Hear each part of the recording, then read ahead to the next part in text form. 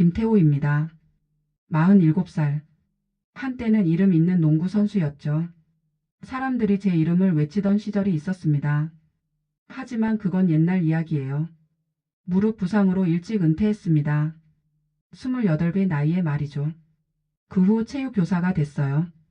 아이들을 가르치며 20년을 보냈습니다. 평범하게 살았죠. 그런데 학교가 통폐합되면서 조기 퇴직을 하게 됐습니다. 도시에 있을 이유가 없어졌어요. 가족도 없고 특별한 인연도 없었거든요. 그래서 시골 마을로 내려왔습니다. 조용한 곳에서 남은 인생을 보내려고 했어요. 마을 사람들은 저를 알더라고요. 아, 그 유명했던 농구 선수 아니야? 하지만 그것도 잠깐이었습니다. 이제는 그냥 옛날 스타 정도로만 기억해요. 지나가는 호기심의 대상이었죠. 마을 중심가에 작은 여관이 하나 있습니다. 청솔여관이라는 이름이에요. 낡았지만 깔끔하게 관리되고 있었습니다. 운영하는 분은 40이 간 넘은 여자였어요. 처음 본 순간부터 뭔가 특별했습니다. 키가 크고 몸매가 좋았어요. 얼굴도 아름다웠죠. 하지만 그보다는 눈빛이 인상적이었습니다. 깊은 슬픔과 동시에 강한 의지가 느껴졌거든요. 어서 오세요. 혜진입니다. 자기소개를 할 때 목소리가 허스키했어요. 담배를 피우는 여자 특유의 목소리였죠. 묘한 매력이 있었습니다. 김태호라고 합니다. 이 마을에 정착하려고 해요. 아, 그 유명한 농구선수 김태호 씨 맞나요? 혜진이 눈을 반짝였습니다. 옛날 이야기죠. 저는 쓴 웃음을 지었어요. 남편이 농구를 좋아했거든요. 자주 이야기했어요. 혜진이 과거형으로 말하더라고요. 남편이 죽었다는 뜻이었습니다. 언제 돌아가셨어요? 3년 전이요. 교통사고였어요. 그 말을 들으니 왠지 동질감이 느껴졌습니다. 서로 혼자가 된 사람들이구나 싶었어요. 혼자 여관 운영하기 힘드시죠? 그래도 살아야죠. 혜진이 담담하게 대답했습니다. 여관 로비에 앉아서 이야기를 나눴어요. 혜진은 생각보다 말이 많지 않았습니다. 하지만 가끔 웃을 때는 정말 아름다웠어요. 오랫동안 잊고 있던 감정이 다시 살아나는 기분이었습니다. 여기 손님이 많이 와요? 요즘은 별로예요. 젊은 사람들은 도시로 나가고 관광객도 많지 않아요. 혜진이 한숨을 쉬었습니다. 그럼 경영이 어렵겠네요. 버텨야죠. 다른 선택이 없으니까요. 며칠 후 다시 여관에 갔습니다. 특별한 용무는 없었어요. 그냥 혜진과 이야기하고 싶었거든요. 또 오셨네요. 혜진이 반갑게 맞아줬습니다. 심심해서요. 그때부터 자주 들르게 됐어요. 처음에는 차 한 잔씩 마시며 이야기했습니다. 혜진의 과거, 제 과거 이런저런 얘기들을 나눴죠. 시간이 갈수록 서로에게 끌리고 있다는 걸 느꼈어요. 혹시 여간 일 도와드릴까요? 어느 날 제가 제안했습니다. 괜찮아요. 혼자서도 할 수 있어요. 혜진이 거절했지만 표정은 고마워하는 것 같았어요. 그래도 남자 손이 필요할 때가 있잖아요. 결국 혜진이 허락했습니다. 그럼 가끔 도와주세요. 대신 밥은 제가 해드릴게요. 좋은 제안이었어요. 혼자 있으면 외로웠거든요. 혜진과 함께 있으면 그 외로움이 사라졌습니다. 마을 사람들이 수군거리기 시작했어요. 혜진이가 농구선수랑 사귀나? 미망인이 벌써 남자를 만나네. 그런 소리들이 들려왔습니다. 신경 쓰이긴 했지만 무시하기로 했어요.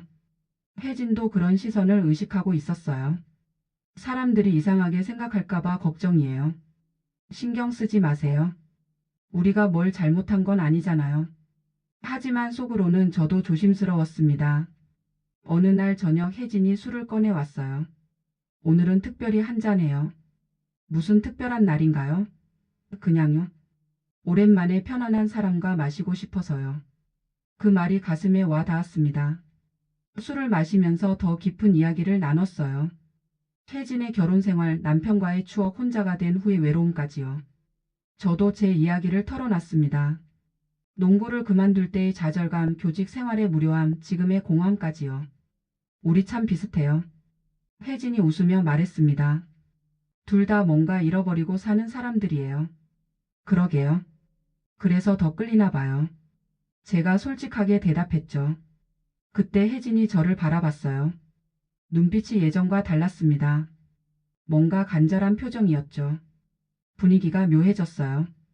서로의 마음을 알 것 같았거든요. 하지만 그 순간 여관 문이 열렸습니다. 손님이 온 거였어요. 분위기가 깨졌죠. 혜진이 재빨리 자리에서 일어났습니다. 어서 오세요. 다시 여관 사장의 모습으로 돌아갔어요. 그날 밤 집에 돌아가면서 생각했습니다. 혜진에게 끌리고 있다는 걸 부정할 수 없었어요. 하지만 조심해야 한다는 생각도 들었습니다. 섣불리 행동했다가는 지금의 관계마저 잃을 수도 있으니까요. 혜진과 가까워진 지 한 달이 지났습니다. 이제는 거의 매일 여관에 갔어요. 청소를 돕고 간단한 수리를 하고 때로는 함께 식사를 했죠. 마을 사람들의 시선은 더 노골적이 됐습니다. 태호 씨, 사람들이 너무 많이 이야기해요. 혜진이 걱정스럽게 말했습니다. 괜찮아요. 시간이 지나면 잠잠해질 거예요. 하지만 속으로는 저도 부담스러웠어요. 작은 마을에서는 모든 게 소문이 되니까요. 그런데 어느 날 낯선 남자가 여관에 나타났습니다. 30대 중반 정도로 보이는 젊은 사업가 같았어요. 비싼 정장을 입고 있었고 고급 승용차를 타고 왔더라고요. 혜진 씨, 오랜만이에요. 그 남자가 친근하게 인사했습니다. 준석 씨? 어떻게 여기까지 왔어요? 혜진의 표정이 당황스러워 보였어요. 반갑지 않다는 게 느껴졌습니다. 저는 어색한 분위기를 감지하고 자리를 뜨려 했어요. 아, 잠깐만요. 준석이라는 남자가 저를 불렀습니다. 혹시 김태호 선수 아니세요? 네, 맞습니다. 와, 정말 영광이에요. 제가 팬이었거든요. 준석은 저를 알아보더니 갑자기 적극적으로 나왔어요. 같이 술 한잔해요. 오랜만에 유명인을 만났는데. 거절하고 싶었지만 혜진이 있는 앞에서 무례하게 굴 수는 없었습니다. 술자리가 시작됐어요. 준석은 계속해서 저의 옛날 이야기를 물어봤습니다. 그때 결승전 마지막 슛 기억나세요? 정말 멋있었어요. 하지만 뭔가 진심이 아닌 것 같았어요. 과도하게 치켜세우는 느낌이었거든요. 준석 씨는 무슨 일 하세요? 제가 물었습니다. 부동산 개발 쪽 일이요. 요즘 시골 지역에 투자를 많이 하고 있어요. 이 마을에도 투자할 계획이 있나요? 그럴 수도 있죠. 혜진이 계속 불편해했어요. 준석과 대화할 때마다 경직된 표정이었습니다. 뭔가 둘 사이에 과거가 있다는 걸 직감했어요. 좋지 않은 과거일 가능성이 높아 보였습니다. 혜진 씨, 여관 운영 어때요? 힘들죠? 준석이 은근히 탐색하는 투로 물었습니다. 그럭저럭 해나가고 있어요. 혜진이 짧게 대답했어요. 힘들면 언제든 연락해요. 도와드릴 수 있어요. 그 말을 들으니 기분이 이상했어요. 왜 준석이 혜진을 도와주겠다고 하는 걸까요? 단순한 친분으로는 설명이 안 됐습니다. 뭔가 더 복잡한 관계 같았어요. 태호 씨는 요즘 뭘 하세요? 준석이 화제를 돌렸습니다. 그냥 쉬고 있어요. 가끔 여관 일을 도와주고요. 아, 그렇군요. 여기서 뭐가 재미있을까요? 시골은 좀 심심하지 않나요? 그 말투가 무시하는 것 같아서 기분이 나빠졌어요. 조용해서 좋아요. 복잡한 도시보다 훨씬 낫죠. 하지만 젊은 사람들은 다들 도시로 나가잖아요. 여기 남은 사람들은 말을 끝까지 하지는 않았지만 비하하는 뜻이 느껴졌습니다. 시간이 갈수록 준석이 마음에 안 들었어요. 겉으로는 친근하게 대하지만 속으로는 저와 혜진을 깔보는 것 같았거든요. 특히 혜진에 대한 태도가 이상했어요. 너무 친밀한 척하면서도 무시하는 듯한 느낌이었습니다. 혜진 씨, 혹시 시간 되면 따로 이야기할 수 있을까요? 준석이 제안했습니다. 무슨 이야기인데요? 개인적인 일이에요.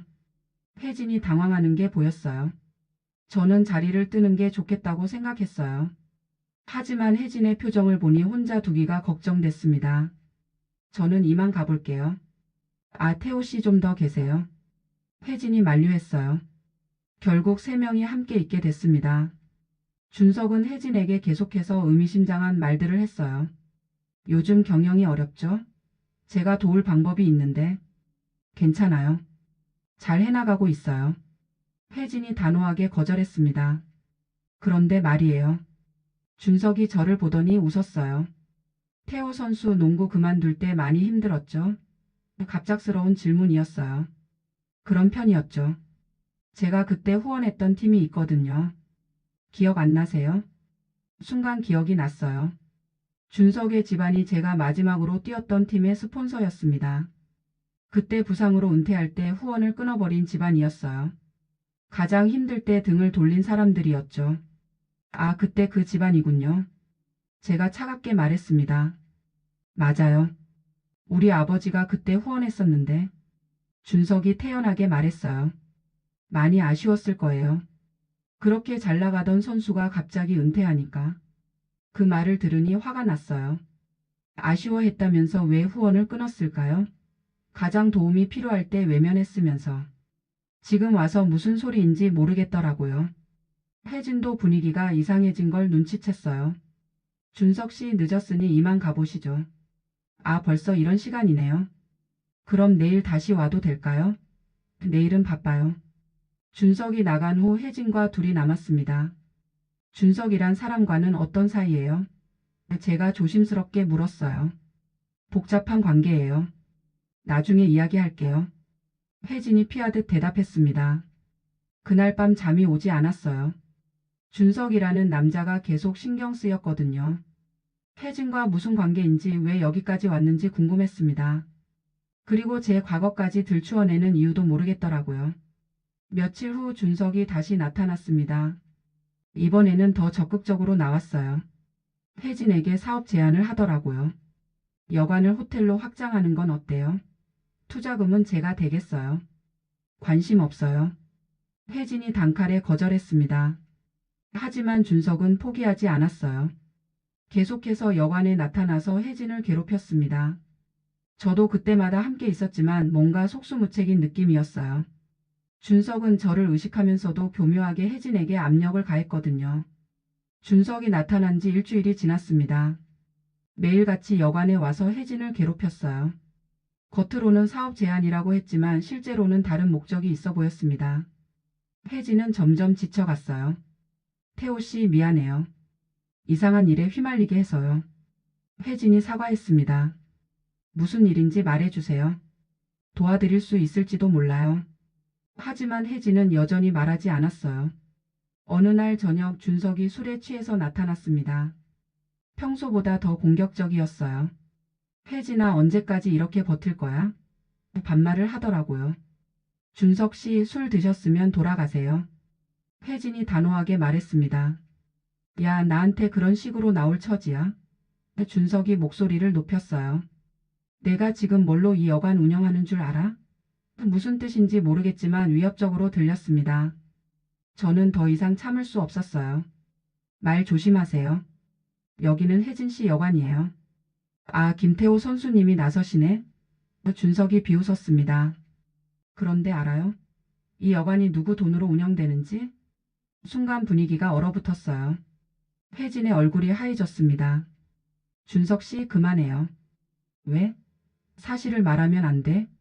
준석이 계속 도발했어요. 이 여관은 우리 돈으로 돌아가고 있어. 무슨 소리예요? 제가 물었습니다. 혜진이가 말 안 했나? 남편이 죽을 때 빚이 엄청 많았어. 그걸 우리가 대신 갚아준 거야. 충격적인 얘기였어요. 대신 이 여관을 담보로 잡았지. 혜진이 울기 시작했어요. 준석 씨 약속하지 않았어요? 성실히 갚아나가면 건드리지 않겠다고. 그래 약속했지. 근데 요즘 상환이 늦어지고 있잖아.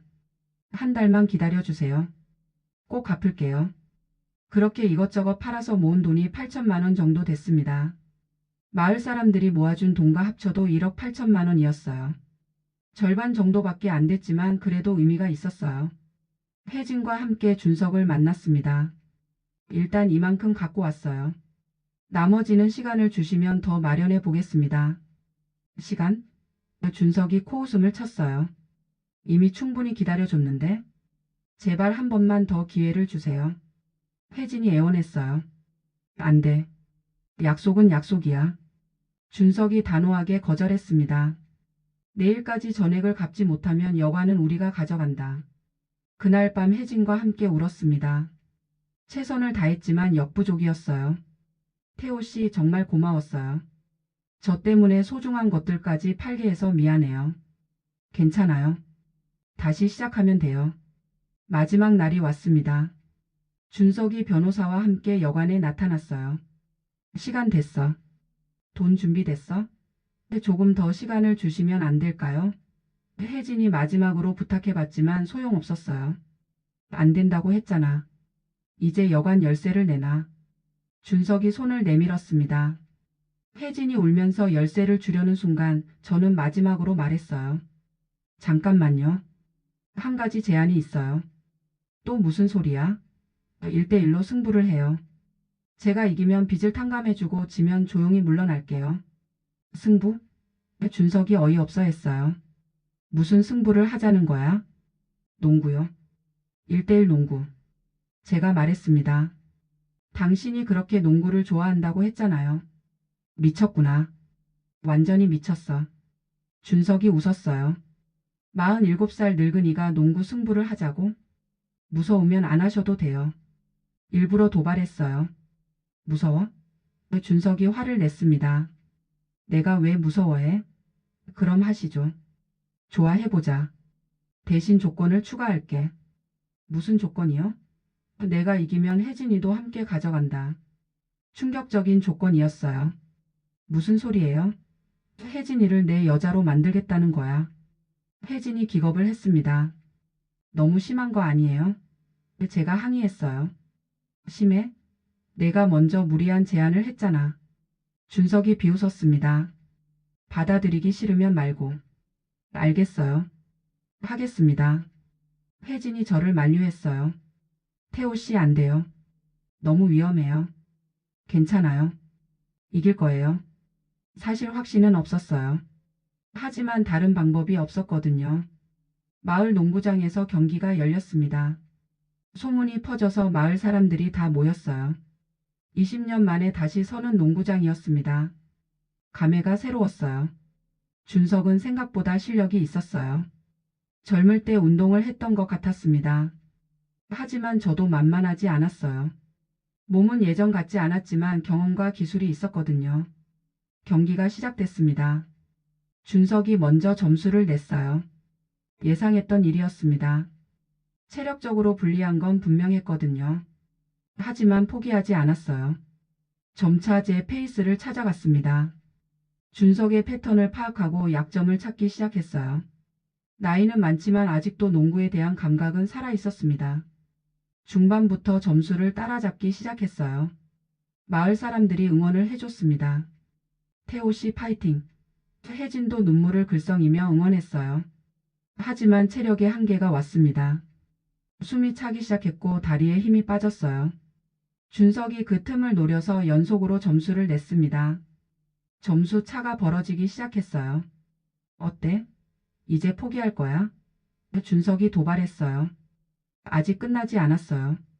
저는 이를 악물고 버텼습니다. 마지막 힘을 쥐어짜내서 추격을 시도했어요. 기적적으로 점수를 따라잡았습니다. 마지막 한 골만 넣으면 이기는 상황이 됐어요. 마을 사람들이 숨을 죽이며 지켜봤습니다. 혜진도 두 손을 꽉 쥐고 있었어요. 마지막 슛을 던졌습니다. 공이 포물선을 그리며 날아갔어요. 모든 게 슬로 모션처럼 느껴졌습니다. 들어갈 것 같기도 하고 빗나갈 것 같기도 했어요. 공이 림을 맞고 튕겨 나왔습니다. 아깝게 실패한 거였어요. 준석이 리바운드를 잡고 마지막 골을 넣었습니다. 게임이 끝났어요. 제가 진 거였습니다. 어떻게 됐나? 준석이 승리를 자축했어요.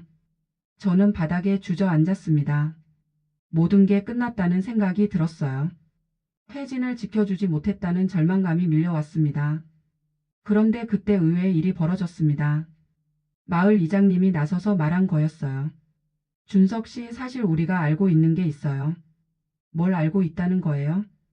당신 아버지가 혜진이 남편한테 사기를 쳤다는 거요. 충격적인 폭로였습니다. 무슨 소리예요? 준석이 당황했어요. 부동산 투자한다고 속여서 돈을 받아놨잖아요. 증거도 있어요. 이장님이 서류를 꺼냈습니다. 혜진이 남편이 죽기 전에 남겨둔 거예요. 준석의 얼굴이 하얘졌어요. 그게 사실이라면 진짜 채권자는 혜진이에요. 반전이었어요. 사실 혜진의 남편이 준석의 아버지에게 돈을 빌려준 게 아니라 사기를 당한 거였던 겁니다. 3억이라는 돈은 본래 혜진의 남편 것이었어요. 이런 일이. 준석이 말을 잇지 못했어요. 아버지는 이미 돌아가셨고 증거도 명확해요. 이장님이 단호하게 말했습니다. 이제 누가 누구에게 돈을 갚아야 할까요? 상황이 완전히 뒤바뀐 거였어요. 준석이 혜진에게 사과하고 여관에서 물러났습니다. 그리고 사기로 가져간 돈까지 돌려주겠다고 약속했어요. 하지만 저는 복잡한 심정이었어요. 경기에서는 졌지만 결과적으로 혜진을 구한 셈이었거든요. 운이 좋았다고 해야 할까요? 아니면 정의가 승리했다고 해야 할까요? 태호 씨 정말 고마워요. 혜진이 울면서 고마워했어요. 경기에서 져서 미안해요. 무슨 소리예요? 태호 씨가 싸워줘서 진실이 밝혀진 거잖아요. 마을 사람들도 저를 영웅처럼 대했어요. 역시 우리 태호 씨야. 진짜 멋있었어. 비록 경기에서는 졌지만 더 중요한 걸 얻은 기분이었습니다. 그날 밤 혜진과 함께 미래에 대해 이야기했어요. 이제 어떻게 할까요? 함께 살아가요. 서로 의지하면서요. 정말 괜찮을까요? 저 같은 사람이랑요. 진실이 드러나니 모든 게 이해됐어요. 혜진이 왜 그렇게 힘들어했는지, 준석이 왜 계속 괴롭혔는지 말이에요. 혜진은 사실상 준석의 집안에 묶여 있었던 거였습니다. 태호 선수도 알았으니 이제 현실을 받아들여요. 준석이 저를 보며 말했어요. 혜진이는 자유로운 몸이 아니야. 빚을 다 갚을 때까지는 내 말을 들어야 해. 그 순간 제 안에 뭔가가 폭발했어요. 참고 있던 분노와 좌절감이 한꺼번에 터져 나왔습니다. 당신이 뭔데 혜진 씨를 그렇게 대해요? 뭔데? 채권자야, 채권자. 준석이 냉소적으로 웃었어요. 돈 문제라면 제가 대신 갚겠어요. 충동적으로 나온 말이었어요. 얼마예요? 3억이야. 3억. 준석이 큰 소리로 말했습니다. 그걸 내가 어떻게 갚아? 방법을 찾아보겠어요. 웃기지 마. 태물 농구 선수가 무슨 돈이 있다고? 준석이 저를 무시했어요. 그리고 설령 돈이 있다 해도 왜 남의 빚을 갚아줘? 혜진이가 뭔데? 그 말이 저의 자존심을 건드렸습니다. 혜진 씨는 제가 사랑하는 사람이에요. 처음으로 솔직하게 말했어요. 혜진이 놀란 표정으로 저를 봤습니다. 사랑? 준석이 비웃었어요. 나이 먹고 사랑이 뭐야? 당신같이 돈으로만 사람을 판단하는 인간은 모르겠죠. 제가 화를 냈습니다. 사랑을 돈으로 살 수 있다고 생각해요? 그럼 뭐로 사는데? 감정으로? 준석이 더 비웃었어요. 분위기가 점점 험악해졌어요. 혜진이 말리려 했지만 이미 늦었습니다. 저와 준석은 서로를 노려보며 대치하고 있었어요. 김태호, 현실을 받아들여. 넌 이미 끝난 사람이야. 끝났다고요? 제 목소리가 떨렸어요. 그럼 당신은 뭐예요? 부모 돈으로 권력을 휘두르는 한심한 인간. 아니에요. 뭐라고 했어? 준석이 일어섰습니다. 제대로 들었어요. 당신 같은 인간 때문에 제가 농구를 그만둬야 했어요. 이제 모든 걸 쏟아낼 때가 됐다고 생각했어요. 가장 힘들 때 등을 돌린 주제에 지금 와서 무슨 소리예요? 준석의 얼굴이 일그러졌어요. 그건 비즈니스야, 비즈니스. 감정적으로 생각하지 마. 비즈니스라고요? 사람을 그렇게 쉽게 버릴 수 있어요? 그래, 가치가 없으면 버리는 거야. 그게 현실이고. 더 이상 참을 수 없었어요. 제가 준석의 멱살을 잡았습니다. 이 자식아. 야, 뭐해? 준석도 저항했어요. 둘이 몸싸움을 벌이기 시작했죠. 혜진이 울면서 말렸어요. 그만해요. 둘 다 그만해요. 하지만 이미 걷잡을 수 없는 상황이 됐습니다. 억눌려 있던 분노가 폭발한 거였어요. 결국 준석이 먼저 손을 뗐어요. 미쳤군. 완전히 미쳤어. 옷을 털면서 말했습니다. 좋아, 이렇게 나올 거면 나도 각오하고 하자. 무슨 뜻이에요? 곧 알게 될 거야. 준석이 나간 후 여관은 조용해졌어요. 혜진과 저만 남았습니다. 둘 다 말이 없었어요. 무슨 일이 벌어진 건지 실감이 나지 않았거든요. 태호 씨. 혜진이 조심스럽게 불렀어요. 네, 아까 그 말 진심이에요? 무슨 말이요? 저를 사랑한다고 한 말이요. 순간 얼굴이 뜨거워졌어요. 네, 진심이에요. 더 이상 숨길 필요가 없다고 생각했어요. 저도 혜진 씨를 사랑해요. 처음 본 순간부터요. 혜진의 눈에 눈물이 고였습니다. 고마워요. 그런 마음을 가져줘서. 하지만 제가 너무 복잡한 상황에 있어요. 태호 씨까지 힘들게 하고 싶지 않아요. 저는 혜진에게 다가갔어요. 상관없어요. 어떤 상황이든 함께 헤쳐나가면 돼요. 정말 괜찮을까요? 물론이에요. 그리고 혜진을 안아줬습니다. 오랫동안 억눌려 있던 감정이 터져 나왔어요. 혜진도 저를 꽉 안아줬습니다. 서로의 온기를 느끼며 위로를 주고받았죠. 그 순간만큼은 모든 걱정을 잊을 수 있었어요. 태호 씨 미안해요. 왜 미안해 하세요? 쟤 때문에 준석이랑 싸우게 됐잖아요. 제가 원해서 한 일이에요. 정말 그랬어요. 더 이상 혜진이 괴로워하는 모습을 볼 수 없었거든요. 그날 밤 혜진과 처음으로 진짜 가까워졌습니다. 서로의 상처를 어루만져주고 외로움을 달래주었어요. 오랫동안 잊고 있던 뜨거운 감정이 되살아났습니다. 이제 어떻게 할까요? 혜진이 제 품에서 물었어요. 일단 준석부터 해결해야죠. 3억이라는 돈이 너무 커요. 방법이 있을 거예요. 사실 확신은 없었지만 포기할 수는 없었어요. 다음 날부터 본격적으로 돈을 마련할 방법을 찾기 시작했어요. 은행에서 대출을 알아보고 아는 사람들에게 연락도 해봤습니다. 하지만 쉽지 않더라고요. 3억이라는 돈이 너무 컸거든요. 일주일이 지났는데도 별다른 진전이 없었어요. 오히려 준석이 더 적극적으로 나오기 시작했습니다. 변호사를 대동하고 와서 법적 조치를 취하겠다고 협박했어요. 이번 달 안에 못 갚으면 여관을 넘겨받겠다. 준석이 통보했습니다. 그리고 김태호 씨도 더 이상 개입하지 마세요. 폭행 혐의로 고소할 수도 있어요. 상황이 점점 나빠졌어요. 혜진은 절망하기 시작했고 저도 속수무책이었습니다. 마음은 급했지만 현실적으로 할 수 있는 게 없었어요. 그런데 그때 의외의 도움이 왔습니다. 마을 이장님이 찾아온 거였어요. 태호 씨 마을 사람들이 모금을 했어요. 모금이요? 혜진이 도와주자고 해서요. 다들 한마음으로 나섰어요. 감동이었어요.